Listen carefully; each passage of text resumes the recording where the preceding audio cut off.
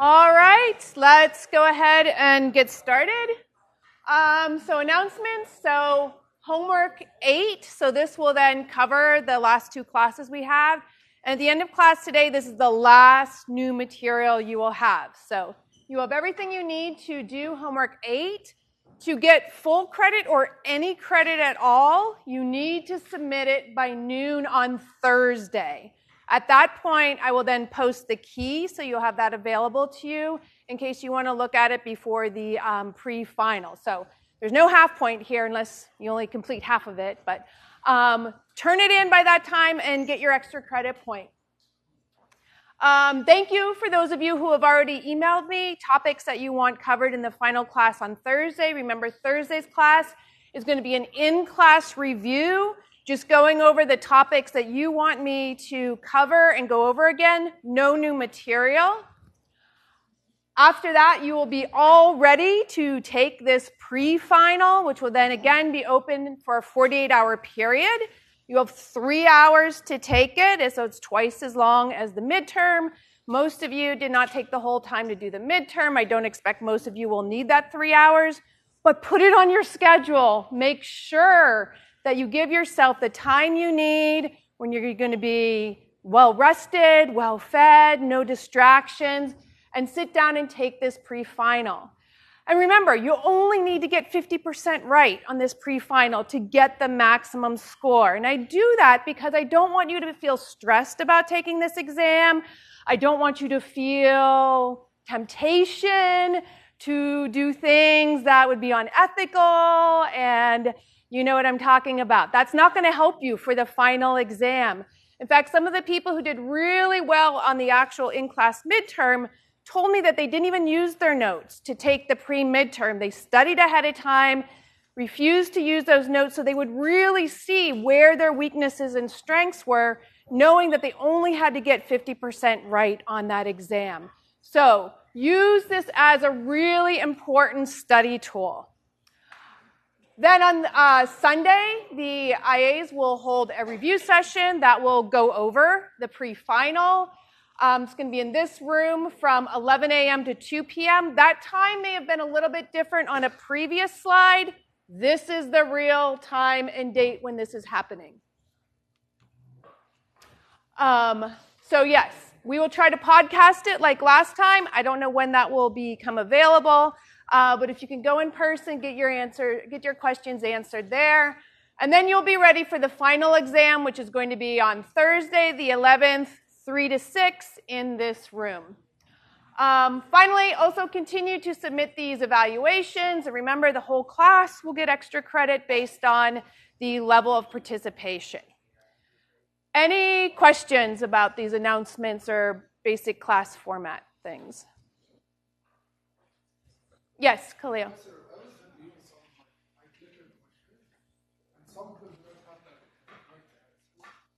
Right.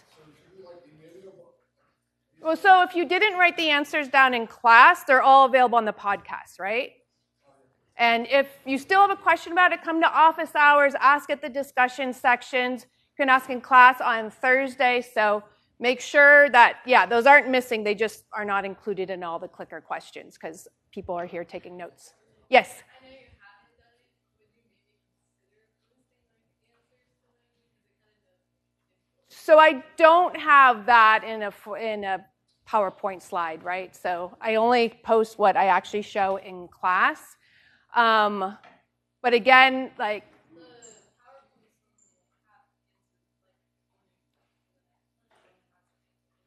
sometimes, so all the ones where it's been a PowerPoint and where I have included the answers or further explanation, those are included in all of the clicker slides for sure.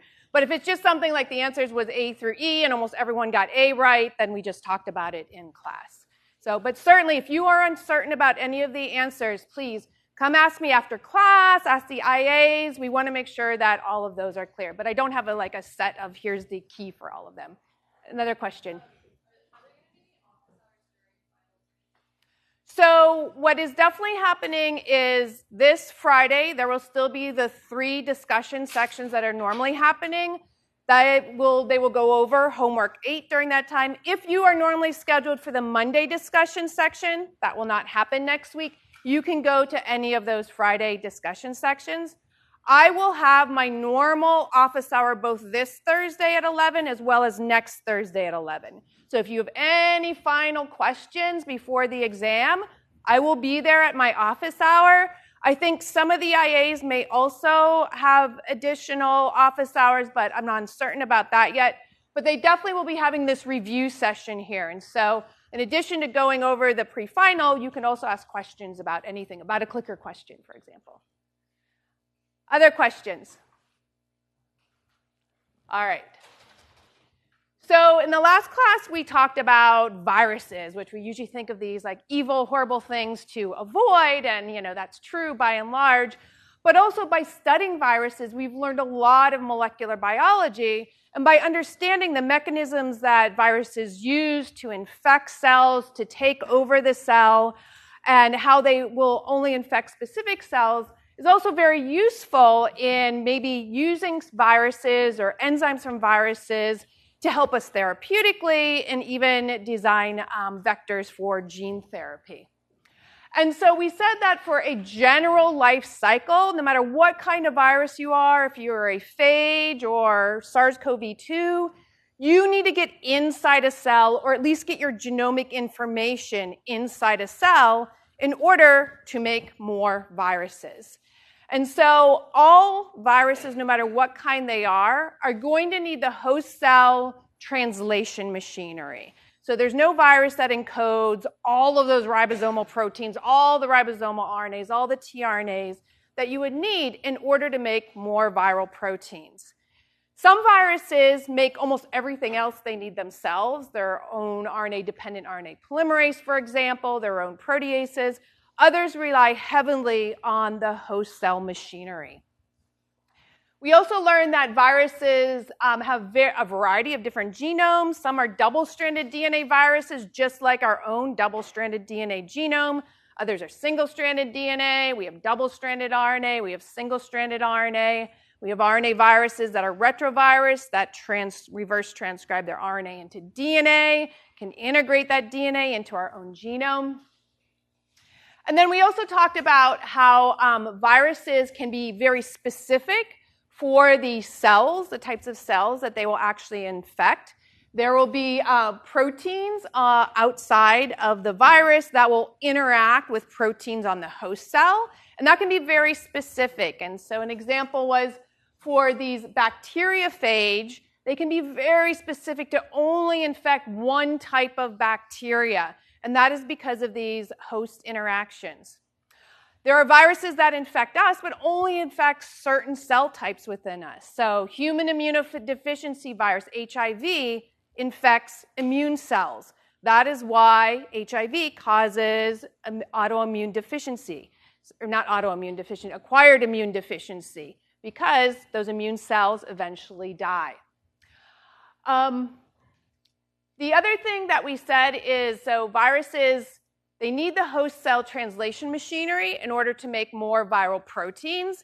And then what is the other thing that all viruses are going to need to do? They're going to need to make viral proteins, and what else to make more viruses? Their genome. Yeah, whatever type of genome they have, they need to make more copies of that. That's what actually is going to get packaged into those viral proteins, get out of the cell, infect more cell types, and that's how the viruses will propagate. All right, let's do a clicker question. So a virus could promote cancer by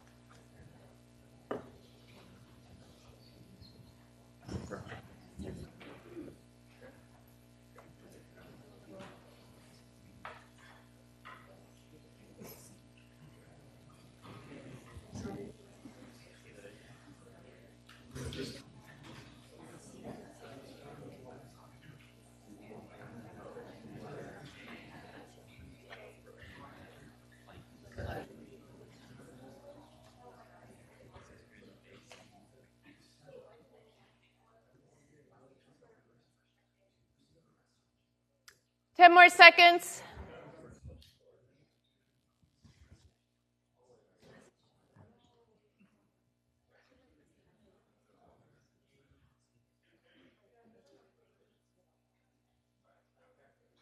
All right, final answers. All right, it's a tight battle between B or E, more than one of the above. All right, who wants to volunteer and answer? Nick. I thought B because GTP is the active form of ROS, so that GTP is what causes it to be active. All the other ones would cause inactivation. All right, great. So let's talk about B first. So B says expressing a viral protein that stimulates exchange of GDP for GTP on RAS. And so you probably remember from our genomics lecture, for example, when we first talked about NF1 and how that can lead to RAS being stuck more in the GTP form, and that's going to just promote cell division. So RAS is a signaling kind of protein that is only active when it's in the GTP form. So if it is longer in the GTP form, it is going to promote cell division. Cancer is cell division out of control. So B is correct. And if you don't remember this RAS cycle, we're actually going to look at it again in a few slides coming up as we're talking about cancer. A question? I chose A because also A makes sense. Okay, so let's look at A here. So A says integrating into the genome next to a tumor suppressor gene and causing overexpression of that tumor suppressor. So, yes. So we'll talk more today about what we mean by a tumor suppressor compared to an oncogene. But as its name suggests, genes that act as tumor suppressors, they slow or inhibit cell growth. They block this overproliferation. So if you have too much of a tumor suppressor, you're going to actually block cell division. So that would not contribute to cancers. Does everyone understand why A is not correct? See if any of these others are correct. C says expressing a viral protein that blocks cell division. Now, cell division is necessary to develop a tumor. A tumor is many cells divided to form this mass of a tumor. So C is not correct. What about D? Expressing a viral protein that promotes cell death. The cells die, you're never going to build a tumor. So that one is not correct as well. So the only correct one was B. Any questions about that? All right, so these next few slides you don't have in your notes right now. They will be in your clicker notes that I will post tonight. I just want to sort of have a little bit of a discussion leading up to our cancer lecture and just want to speak with you about, so when you think we all are interested in death, right? You know, all of your future doctors and scientists and lawyers and policymakers and all kinds of healthcare workers, at some point you're always interested in, death. What's going to, what's going to be the end of me? And so what are the leading causes of death? Yes? Heart disease. Yeah, that's a real killer. What else? Infections. So there's many different kinds of infectious diseases. Yes, absolutely. Lydia?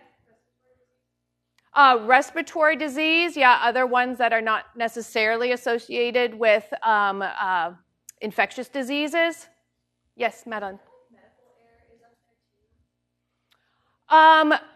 Medical error can contribute to death. We hope it's not one of the leading causes of death, but certainly, yeah, if you don't learn your molecular biology and perform your medicine wrong, you don't want to be a cause of death. Isn't it like aging? Well, aging is, yeah, so we all age, but there's usually something that breaks down before everything else that can. So what are some things that happen during aging that can contribute to death? What definitely increases in prevalence as we age? Cancer, exactly. So cancer is a leading cause of death, and we'll see why its incidence increases as we age. Any others? Yes. Accidents, yes. So accidents, unintentional forms of death actually is a pretty high one. Yes? Yeah, Alzheimer's, various neuronal things makes your brain shut down. You can't breathe anymore. That is definitely a top cause of death. Missing any top ones? Well, so I think, so you've named quite a few, but they seem to be ones more associated with where we live. And I think the answer to this question is actually really interesting. If you break it down to low-income countries versus high-income countries, and what are the top causes of death? Now, this data is from 2021, so several years ago, but it's not largely changed today. But what do you see here for low-income countries? What are the top causes of death in general? Yeah, all kinds of infectious things or things that result from poor health care, sort of preventable kinds of things. And we know it's preventable because if we go to the high-income countries, most of these are not on this list over here. And so here we have our list where, as we said, heart disease, #1 killer in high-income countries. This was 2021, so COVID was actually the second highest killer in that time. It is no longer top 10, but it's top 15, so we haven't gotten rid of COVID yet. Stroke, of course, Alzheimer, neuronal diseases, and then there's a cancer sort of broken up throughout here. And so what we can learn from this is that, definitely there are things we can be doing that can change sort of the lifespan and health span of people throughout the world. And it does make a difference what you have access to. If we look at the most current census, so this is just in the United States for 2024, we of course see heart disease up here, but we also see if we combine all those various cancers, it comes in a pretty close second. We also mentioned injuries, so that's actually pretty high up there. I don't know, I guess malpractice might be under unintentional injury, but probably a lot of car accidents, things like that. And then very sadly here, just breaking into the top 10 is suicide. So there's a lot of different things that can kill us, some things we can do more about than others. The topic tonight, of course, is cancer as one of these very prevalent killers. And in fact, probably everyone in this class has known someone who has been diagnosed with cancer. The statistics are now 1 in 10 people in the US have been diagnosed with cancer at some point. These are the various most common types of cancer.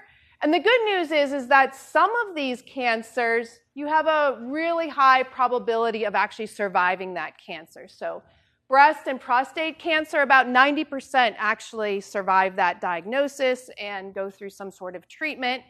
Why is that? Why are we doing so well with breast and prostate? There is a lot of research into that. They can definitely become metastatic.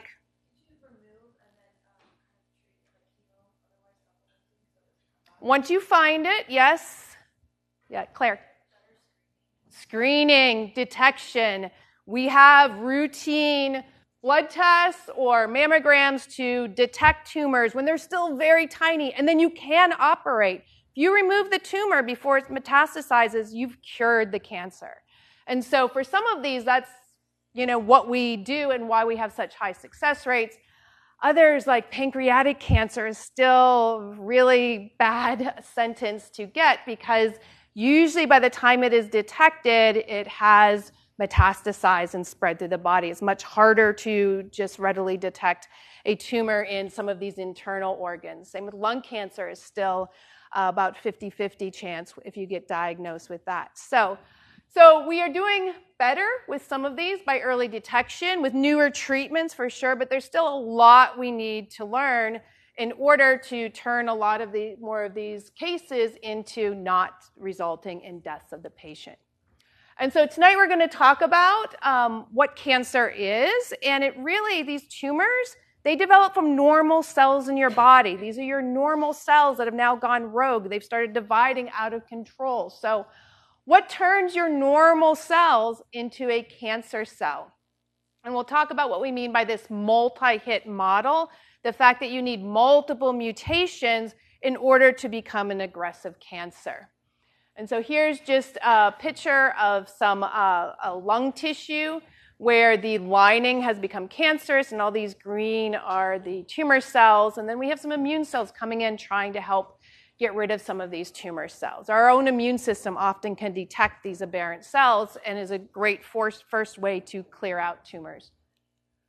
All right, so let's have a few definitions. So you've probably heard of a benign versus a malignant tumor. So a benign tumor is just a non-cancerous growth. It's just some cells, they divide a little bit out of control, but then they sort of stay localized, small, don't metastasize. A wart is considered to be a benign tumor. These are usually harmless. However, if you get a mass of cells that are undergoing really uncontrolled, rapid growth, this is what we then consider to be a malignant tumor. And if that malignant tumor is allowed to continue to grow, at some point it could start to break off and spread throughout the body. And that's what we mean by metastasis. Metastasis is when part of that tumor has broken off, entered the bloodstream, and then taken up residence any other places in your body. And that's when just a simple surgery to remove the core tumor is not going to help with all those metastases. And so here's an example. So this is a biopsy actually of liver tissue, and these big white masses are actually lung tumor cells that are growing in the liver. So this lung cancer started in the lung, metastasized, went to the liver. You're going to have organ failure, and that's usually why people die of cancer. You get organ failure because you can't perform your normal function with all these aberrant cells taking over the tissue. All right, so there's a lot of changes. Yes, question?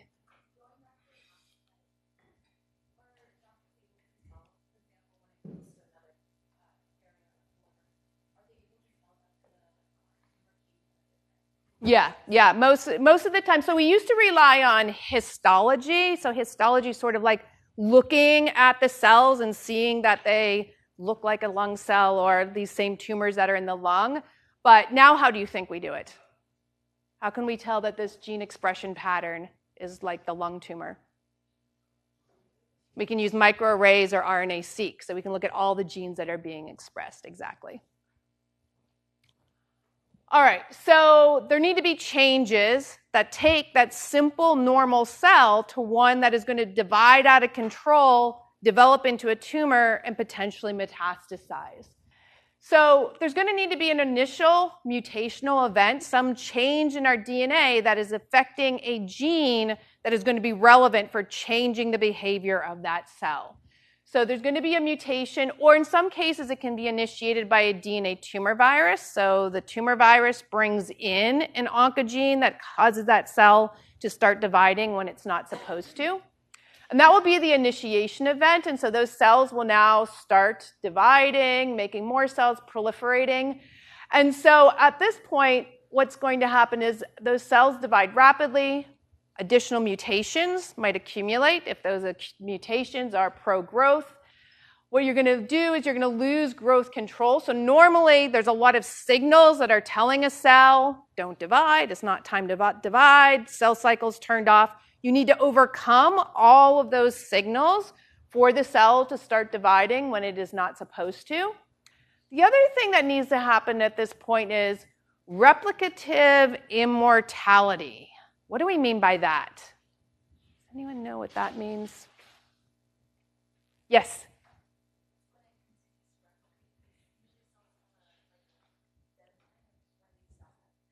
So cells, if I take cells in culture, they will divide and then stop at some point because what erodes away?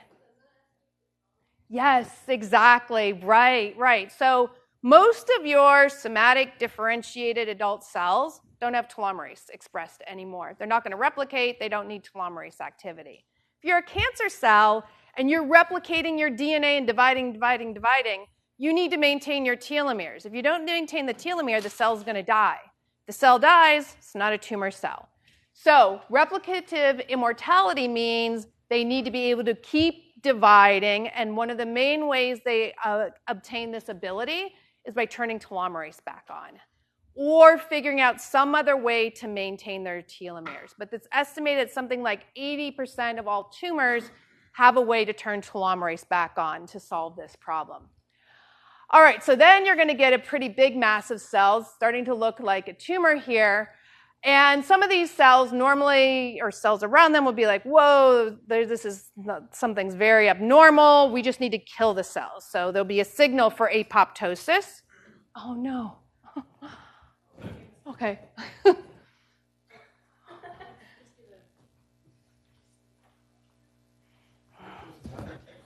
I don't understand. This is...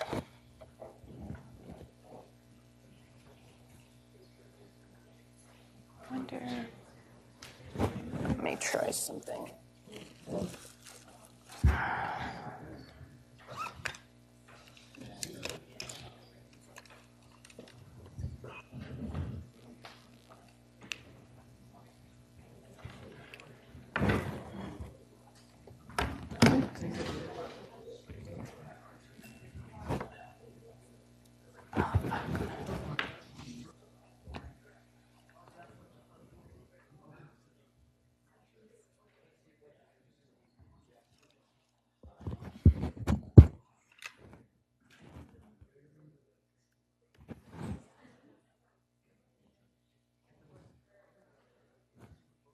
Pierce, can you do your magic? Oh, okay. All right, so sorry about this. All right, so if you're a tumor cell, you're going to have to evade apoptosis. You're not going to kill yourself. And you need to evade signals that might be going on by healthy surrounding cells. The other thing that happens is your immune system is always surveying for abnormal things, and sometimes your immune system will detect cells that are dividing abnormally, that are producing strange proteins. And so your immune system itself can often block a tumor, kill these tumor cells. So the tumor needs to figure out a way to block those immune cells in order to keep growing to the point where it's going to be a full-blown tumor. Once you're this big tumor, you're going to be limited for how big you can get because you're going to need to feed the tumor. The way the tumor is going to get fed is by promoting angiogenesis. What does that mean? Does anyone know what angiogenesis is? Nick?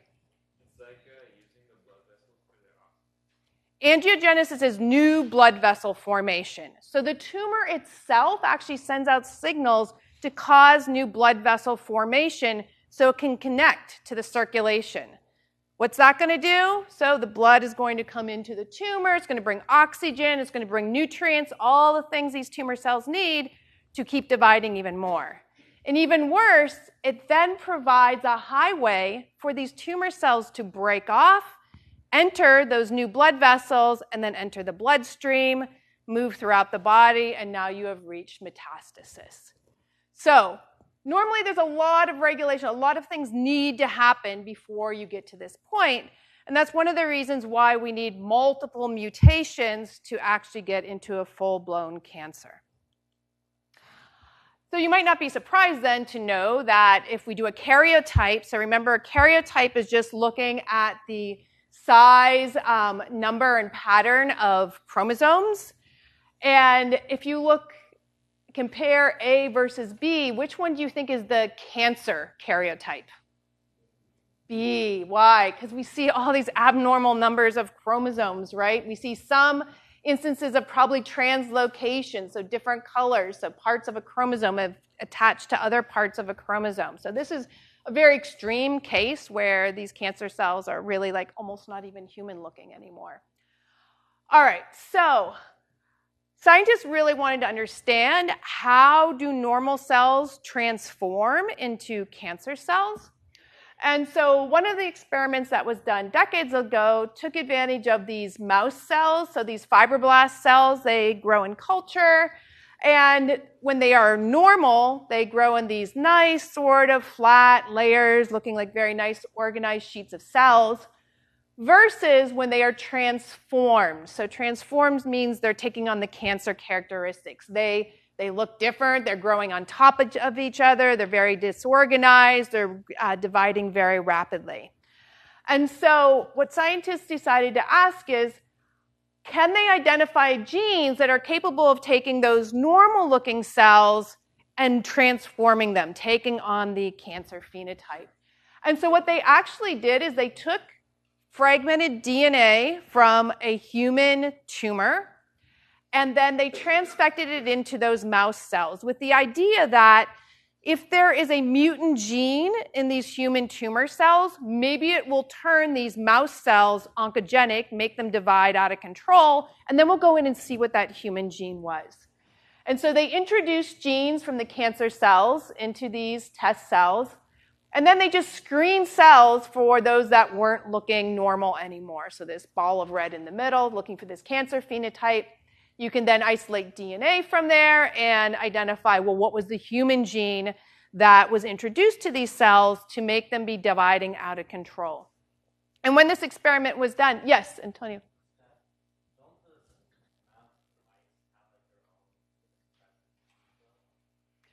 So yes, so the mouse cells, of course, will have their own proto-oncogenes, their own tumor suppressor genes, and so they have a pathway that is allowing them to grow in culture but not grow out of control. And so the question was, if we just add one more thing, can we make them grow out of control? And we'll come back to why we just needed one more thing in a moment.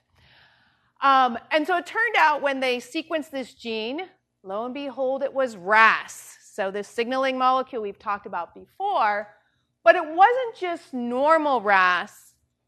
It was RAS with a dominant activating mutation. So it had a single amino acid change. And what did that change do?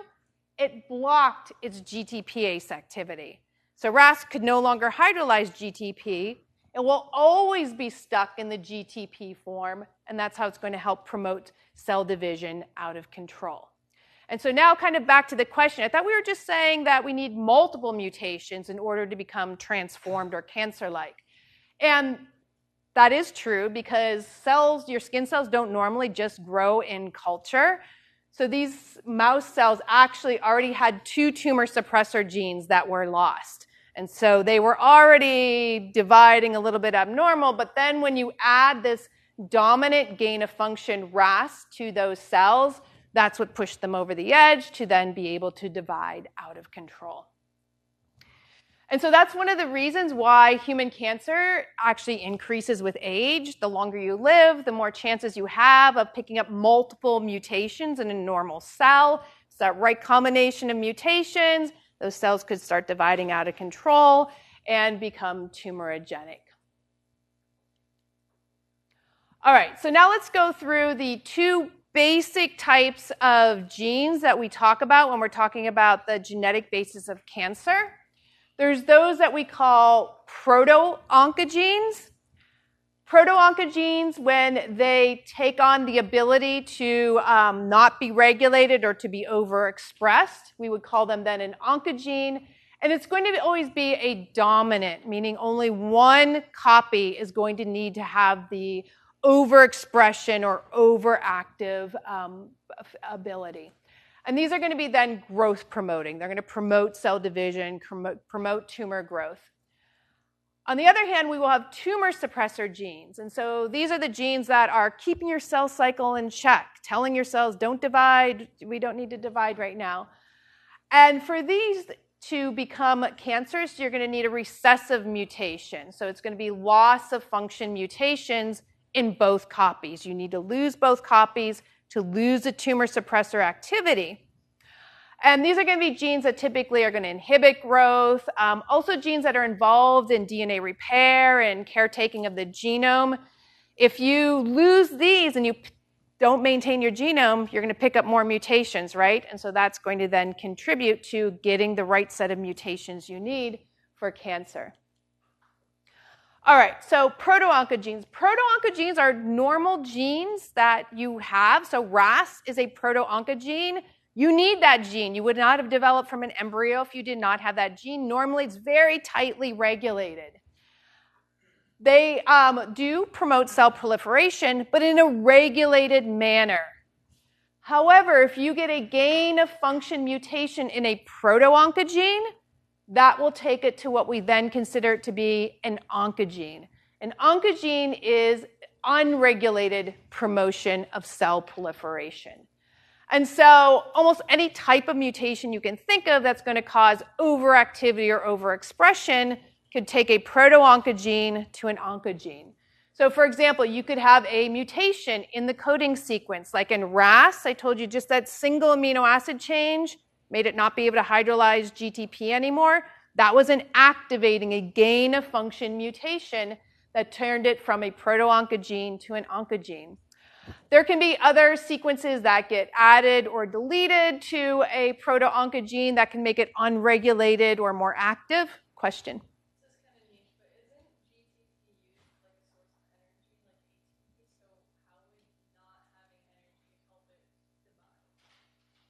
So this would just be RAS binding to GTP. It is definitely not depleting all the GTP stores of the cell. Your cell has tons of these energy molecules that are needed. Sometimes you can get fusion, where from a translocation brings two parts of a chromosome together and can convert a proto-oncogene to an oncogene because you have lost regulation, and we'll look at an example of that. We could also have mutations in the promoter or the UTR. If you lose a repressive site for a transcription factor, you might upregulate or turn on transcription of this gene when it shouldn't be made at all in that cell type. That would be an activating mutation. UTRs, there's negative regulatory sequences in 3' UTRs, like microRNA binding sites, AU-rich sites.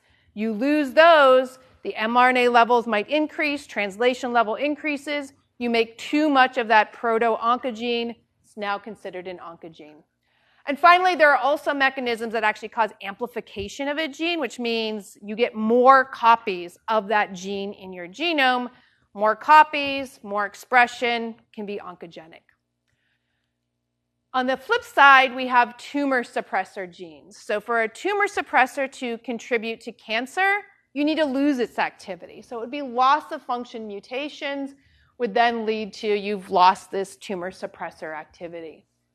And so the types of genes that we might lose that could contribute to cancer would be those that regulate the cell cycle, control proliferation, things that promote apoptosis. They notice something's wrong in the cell, cause it to kill itself. If the cell kills itself, it's not going to become a tumor cell. And also our DNA repair factors are also tumor suppressors.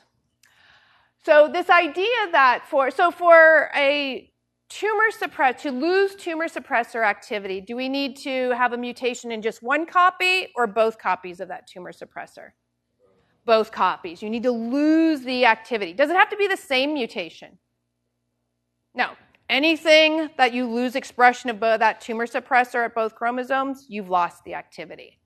And this is actually the idea behind this term predisposition. You've probably heard about this before in reference to cancer. What it means is there is inheritance of a loss of function mutation in one allele of a tumor suppressor gene.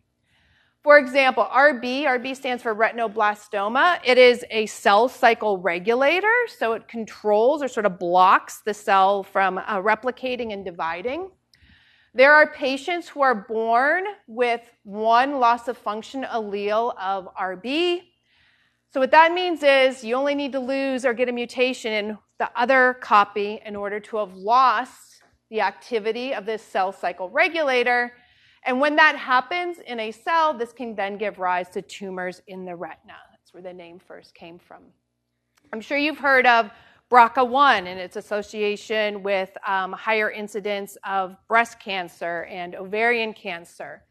So it's estimated that if you are born with one mutation in BRCA1, you already have lost the function of one of your alleles. There's a 60% chance that you will develop cancer by the time you're 50, compared to if you're born with two wild-type copies of BRCA1, there's only a 2% chance.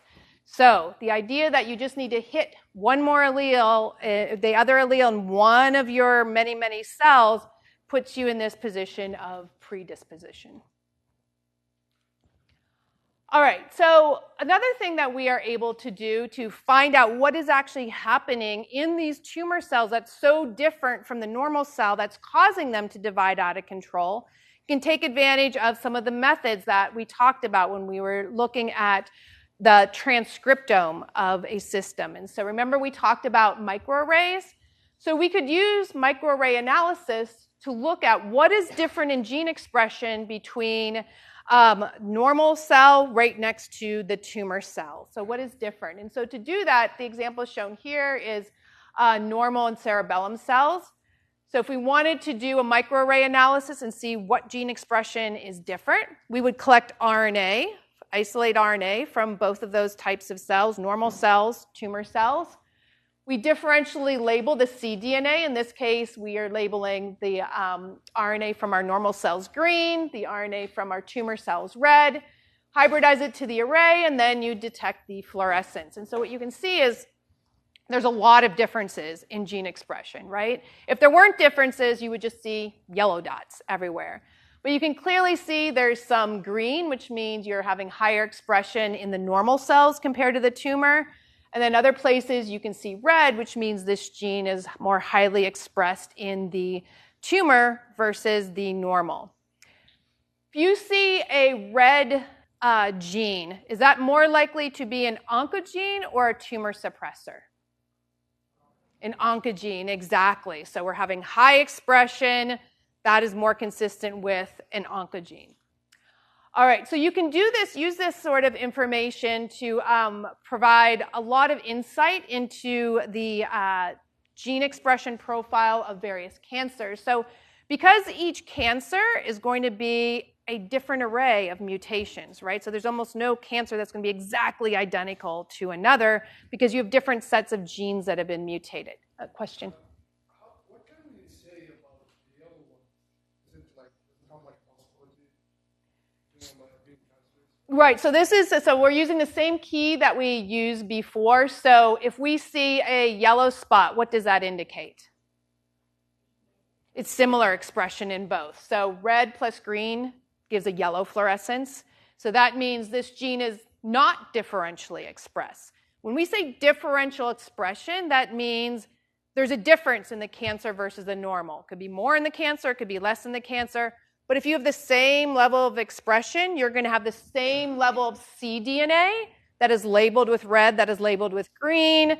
The way the microscope is going to detect it, the fluorescence is going to be yellow. And then black, remember, all these empty spots, what does that mean? It's not expressed in either of those. Question? So does the yellow kind of give like a 50-50 chance that they express from what the cancer coming through? No. The yellow just means that there were 100 molecules of gene A made from the normal cells and 100 molecules of gene A made from red. 100 and 100 is the same amount, so it's going to have equal amount of probe binding to that position. It shows up as yellow. So we just know it's there, not You know it's expressed, and it's expressed at no different level whether you're the tumor versus the normal cells. Yes? So when you're analyzing this, are you paying more attention to which genes are expressed more in the tumor cells or in the regular ones? Like, which is more important? What do you think? What do you think you should pay attention to?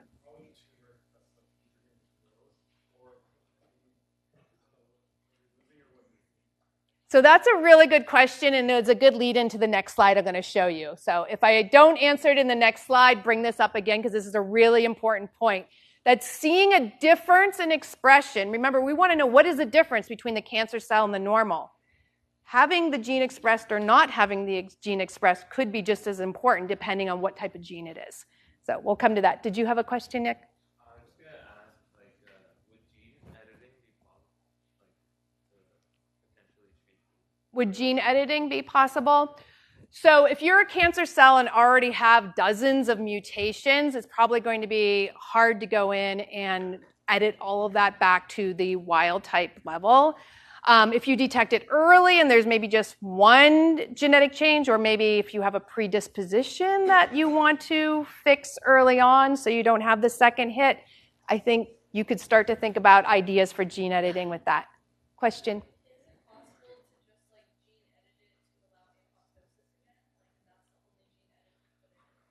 Yeah, you could imagine doing that. Again, you would need to deliver that editing to all the tumor cells. If you've metastasized, it's going to be really hard to get there. All right, so getting onto this next slide, which will lead to this question of should we pay attention to genes that are on or that are off? So what this is doing right here, this is summarizing microarray experiments from 80 different tumors. So these are 80 different breast tumors, and they asked in a panel of 70 different genes, maybe some we know are tumor suppressors, some we know are proto-oncogenes, what is their expression level? And what the computer has simply done is it has organized it so that there is a pattern. I think you can see there's a lot of green up here, there's more red down here. And so the way to look at this sort of figure is down here, this very first row, that's going to be tumor 1, right? Because we're going up to tumor 10, 20, all the way up to tumor 80. So for tumor 1 down here, we're looking at each of the 70 different genes. So each column is a gene. So this first red square here, that would be gene 1 for tumor 1. And we see that it has sort of red.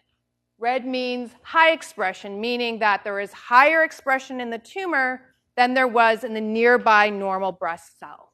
And so this has been done, so it's 80 different microarray experiments looking at the same panel of genes for all of them. And we're asking, like, what do we see different or in common for these expression patterns? And what turns out to be really interesting is when the computer clusters these patterns, you can see that these top 40 tumors all seem to have low expression of this set of genes compared to having sort of higher expression in these particular tumors. The other thing you can do is then you can follow the patients over time. So 5 years later, they know from the patient data that some of these patients, shown with the black bar here, are disease-free for 5 years. Other patients, shown here in white, actually had metastases showing up in 5 years.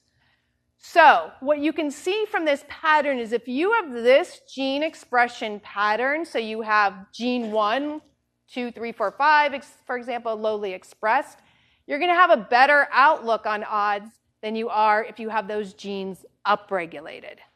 So if you had to guess what type of gene, an oncogene or a tumor suppressor gene 1 is, what would you guess?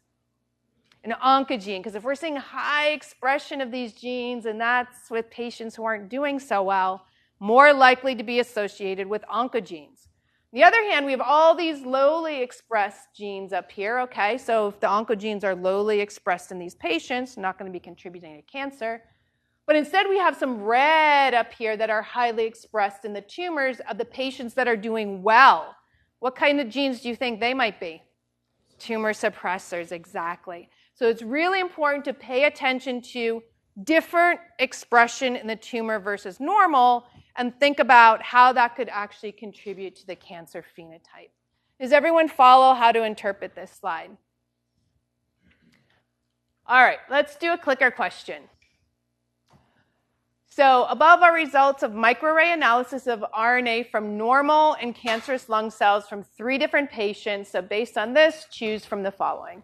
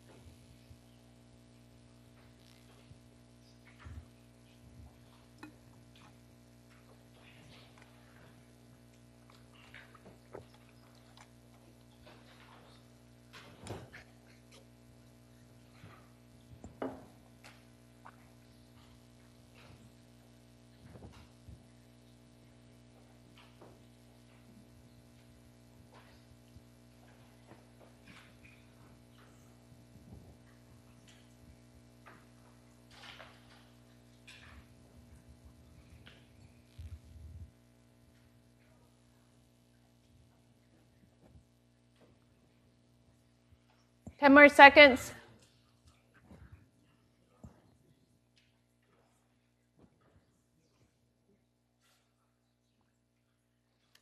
All right, final answers.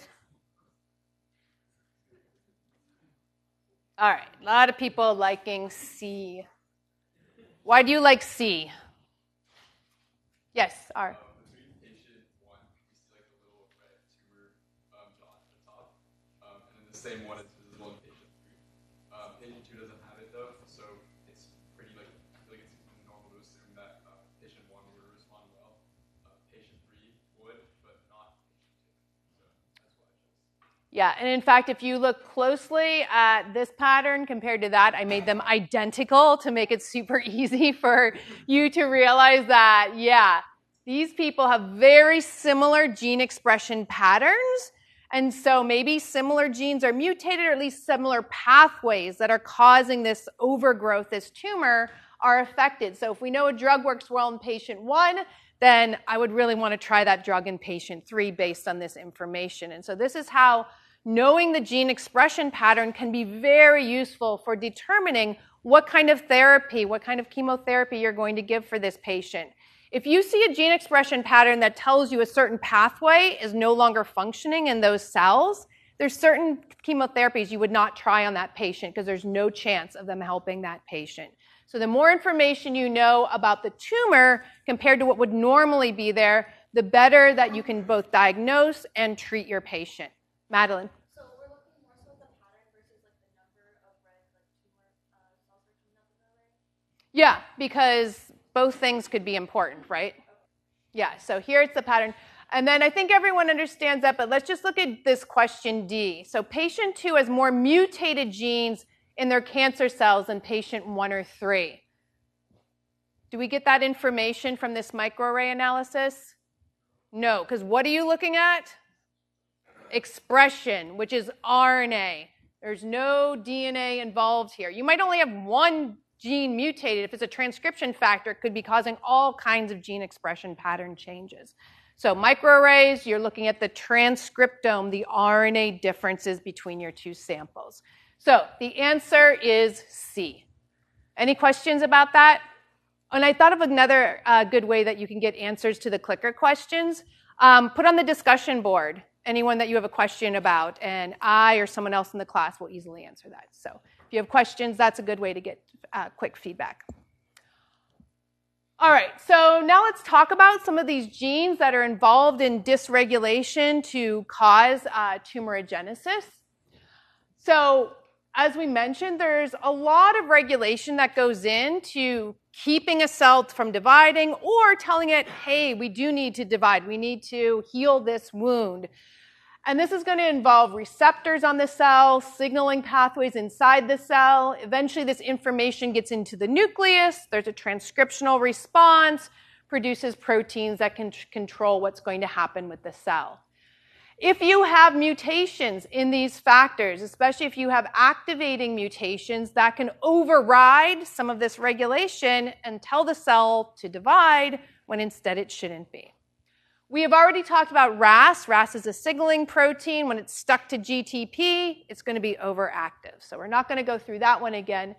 But instead, we're going to talk about this other signaling molecule, ABL, and then an example of a transcription factor. So ABL, you might remember, we talked about in one of the first classes when we talked about chromosomes and translocations. So ABL itself is a normal gene. It's a protein tyrosine kinase that is tightly regulated. You don't want it going around phosphorylating proteins except for when the signal is there that we need to divide. However, there can be a translocation that actually fuses ABL to this gene, BCR. So this translocation that can happen between chromosome 9 and 22, making this sort of new fusion gene. The problem with this gene, this fusion, is it's no longer regulated the way it normally would be. And in this unregulated version, it causes chronic myelogenous leukemia. And so this causes your blood cells to divide out of control, and you get this leukemia.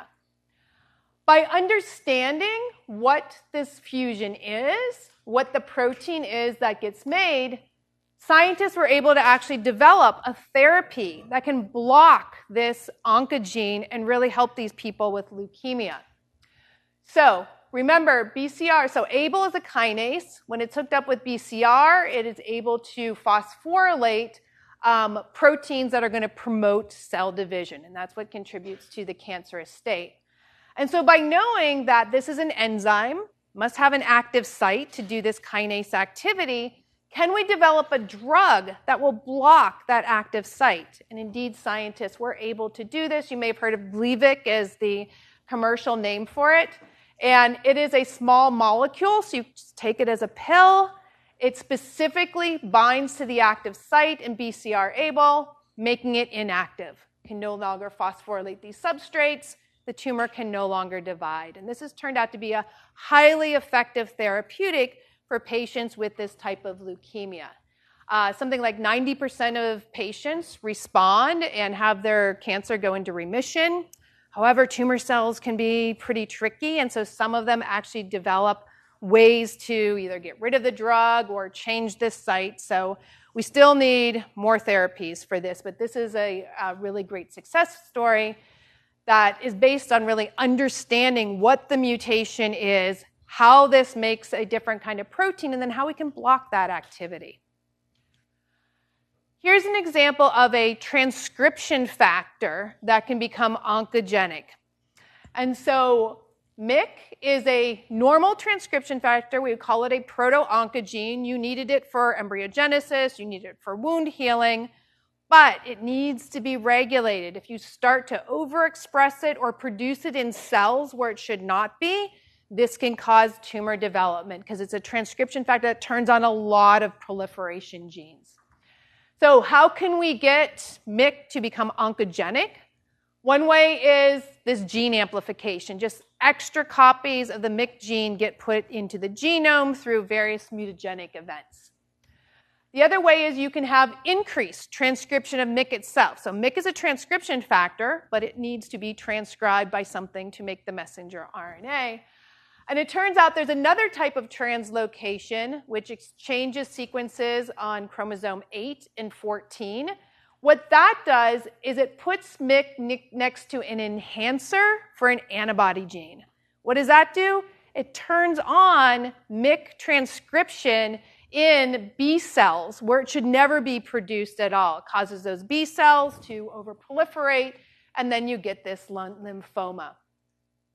You could also have mechanisms that increase the stability or the translation of the messenger RNA of MYC. You have too much messenger RNA, you make too much protein, it's going to be hard to regulate.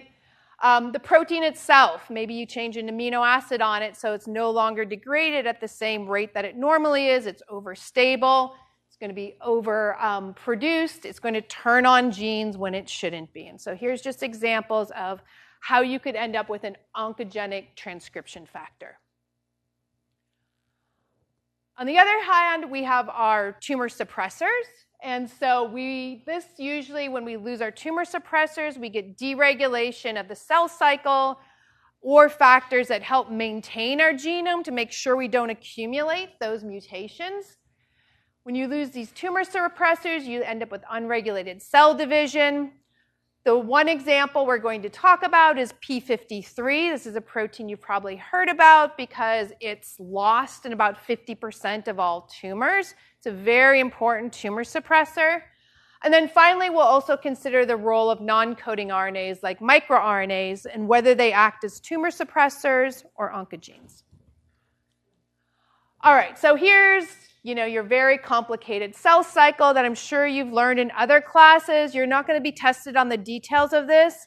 This is just to remind you that there's a lot of regulation that makes sure that your DNA is not going to start replicating, your cells are not going to divide, your chromosomes aren't going to segregate unless it's in a very coordinated manner and there's a signal we need to divide these cells.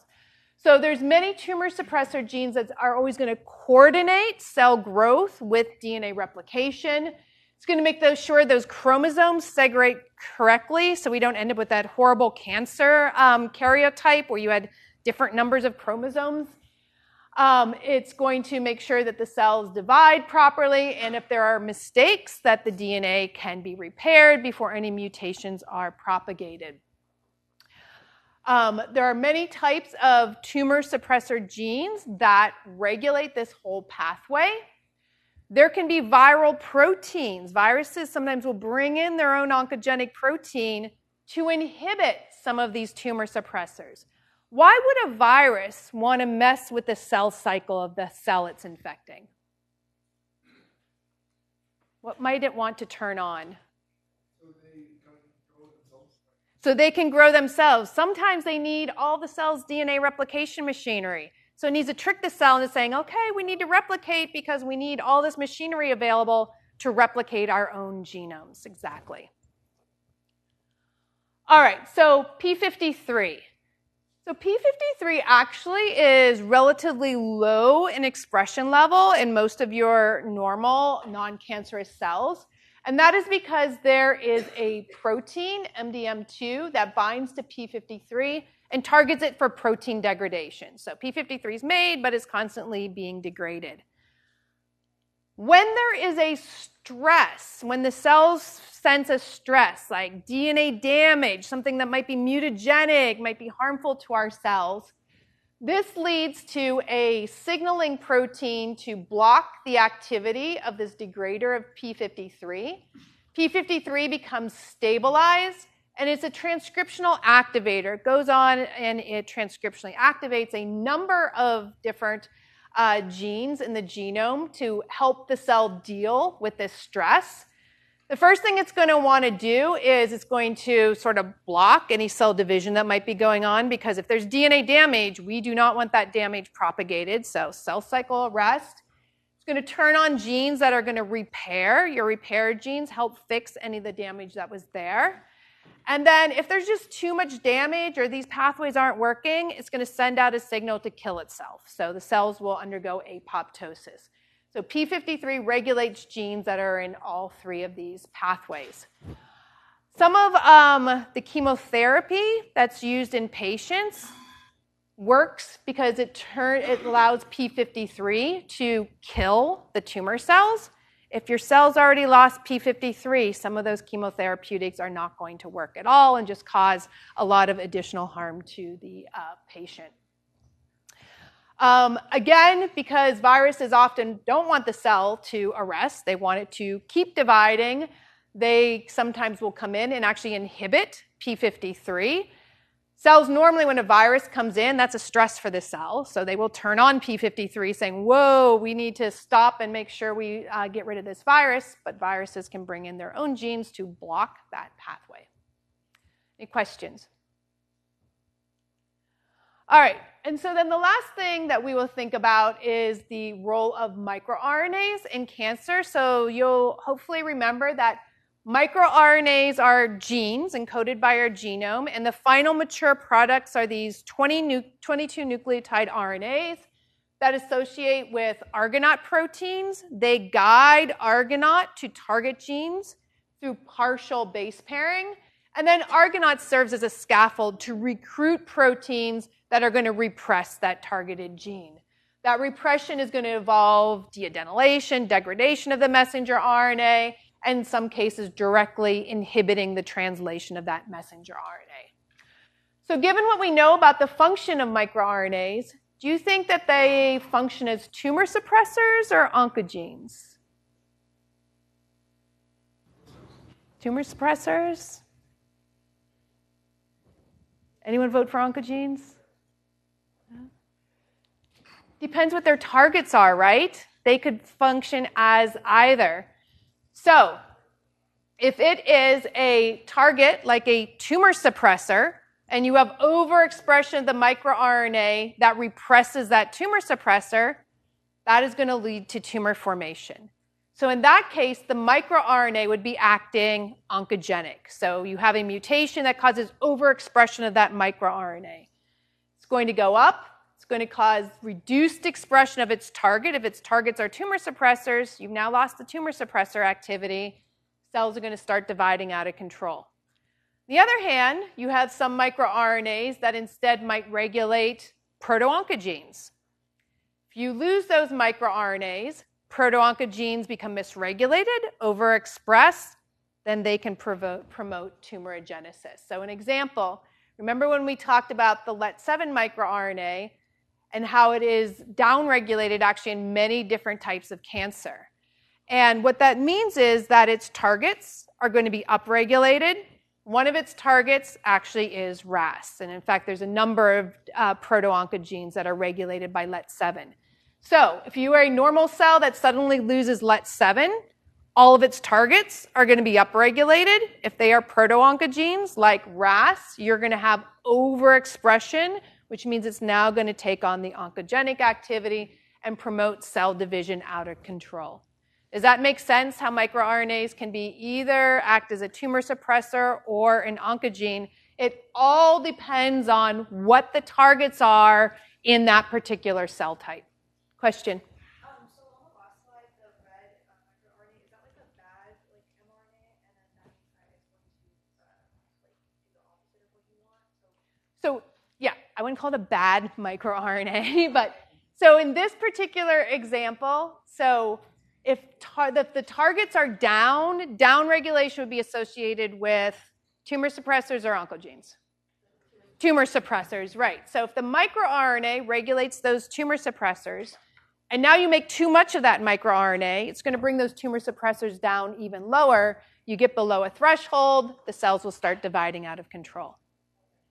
So we can have overexpression of microRNAs. We can also have lost expression of microRNAs, depending on the mutation, and then the effect they'll have is going to depend on their target. Question? So would they have like talk to the tumor suppressors or oncogenes and both scenarios they will lead to tumor cells, right? Well, so if you lose a microRNA that targets a tumor suppressor, if you have overexpression of a tumor suppressor, is that going to lead to a tumor cell? No. Yeah. Does that make sense? Any other questions about this? All right, and so then the last thing with this lecture on genome maintenance in cancer, we already covered in lectures 4 or 5. So we learned how mutations are what you need in order for cancer development. We talked before about different types of carcinogens that can overload our DNA repair systems. You learned about the DNA repair systems for single-stranded mistakes versus double-stranded mistakes and how those are repaired. And then finally, telomerase, we also previously talked about, and we mentioned earlier in this class how cancer cells need to maintain their telomeres. So they need to have telomerase back on in order to maintain the genome enough so that they can keep dividing. And that is it for all the material you will need to excel on the exam. So send me your questions, please, and we'll do the review class on Thursday. And do your homework.